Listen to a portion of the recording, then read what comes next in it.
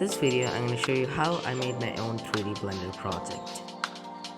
So I started off by making a new project and deleted the cube which I don't need.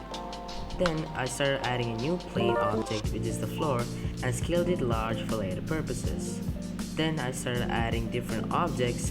Then I started lining them up to make them feel like they're resting on the plane we created.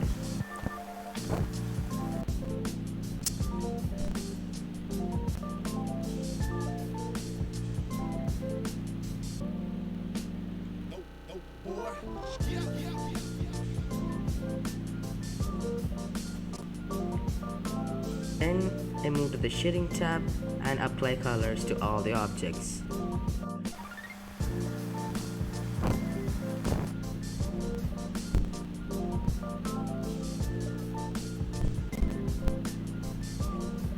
Once we applied all the colors to the objects, I press the number pad 0 to go to the camera angle perspective and change the angle and make sure that all objects can be seen.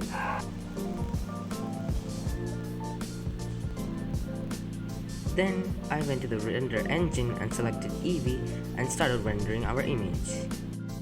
And this is the final product, and I think this is a great beginner project to try. Thanks for watching and have a great day.